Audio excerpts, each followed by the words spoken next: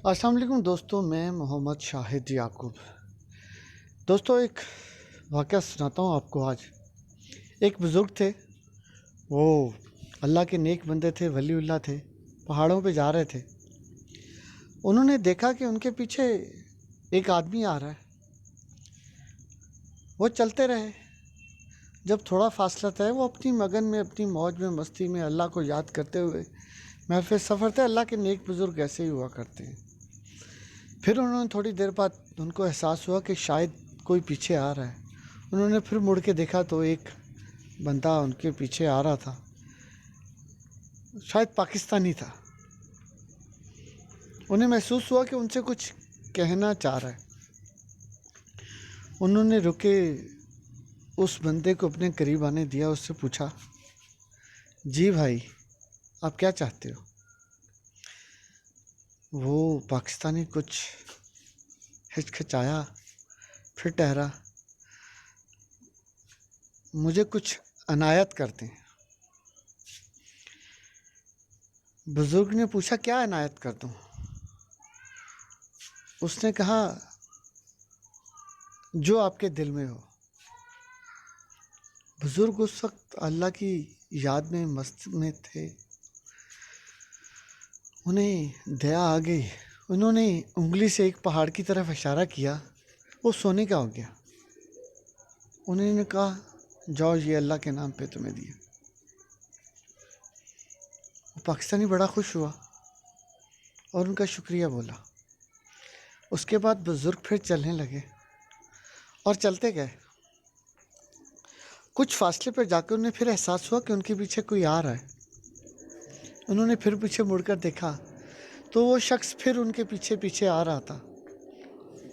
वो रुके और फिर उससे पूछा, जी हजरत, अब आपको क्या चाहिए?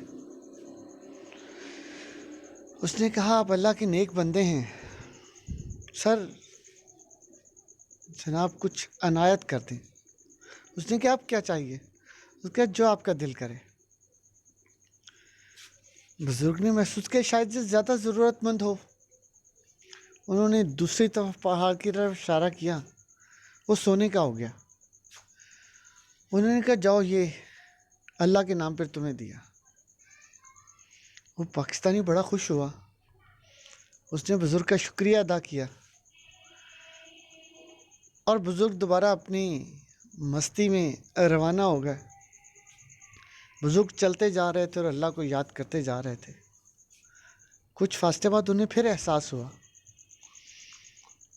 कि मेरे पीछे कोई आ रहा है। उन्होंने देखा तो अब काफ़ी सारे लोग थे। उन्होंने फिर पूछा, क्या चाहिए? उनमें से एक ने कहा, आप अल्लाह के नेक बंदे हैं, आप कुछ अनायत कर दें। उन्होंने कहा, शायद अभी इनकी ज़रूरत पूरी नहीं हुई। उन्होंने फिर एक पहाड़ की तरफ इशारा किया जो सोने का हो गया। उन बुज़ुर्ग ने कहा, जाओ, ये अल्लाह के लिए तुम्हारा, अल्लाह के लिए तुम्हें दे दिया। उन्होंने उस बुज़ुर्ग का शुक्रिया अदा किया और बुज़ुर्ग दोबारा अपनी मस्ती में अल्लाह को याद करते हुए रवाना हो गए। फिर जब कुछ आगे गए, उन्हें फिर एहसास हुआ कि मेरे पीछे कोई आ रहा है। उन्होंने फिर ठहरे, देखा तो फिर वही चंद लोग जो कि शायद पाकिस्तानी थे, उनके पीछे आ रहे थे। बुजुर्ग ने पूछा, अब क्या चाहिए? उन्होंने कहा, हुजूर कुछ अनायत कर दें। बुजुर्ग ने फिर एक पहाड़ की तरफ इशारा किया और वो सोने का हो गया। बुजुर्ग का, जाओ, ये अल्लाह के नाम पर तुम्हें दिया। और उसके बाद बुजुर्ग फिर रवाना हो गए। जब बुजुर्ग काफ़ी आगे गए, उन्हें फिर एहसास हुआ कि मेरे पीछे अब और भी ज़्यादा लोग आ रहे हैं। उन्होंने फिर मुड़कर पूछा, अब क्या चाहिए? उन्होंने कहा, हुजूर, जो आप अनायत कर दें। वो कहता है, इतना तो अनायत कर चुका हूँ, अब क्या चाहिए? उनका, हुजूर, वो उंगली जिससे आप इशारा करते हैं और पहाड़ सोने का हो जाता है। तो ये हम पाकिस्तानी कौम का हाल है कि हम जो देने लगता है उसके पीछे लग जाते हैं और उस रब को भूल जाते हैं जिसके फजल, जिसके तफ़ाइल से कोई भी इंसान इस मेराज पर पहुंचता है कि वो किसी तरफ इशारा करता है और वो चीज़ सोने की हो जाती है। हम उस अल्लाह को तो नहीं याद करते, लेकिन हम उस बुज़ुर्ग के पीछे चल पड़ते हैं जो अपनी मेहनत और अपने रब की अनायत से लोगों को बांट रहा है। लोगों, आप भी अल्लाह को याद करें, अल्लाह से अपना रिश्ता मजबूत करें ताकि आपको किसी से मांगना ना पड़े।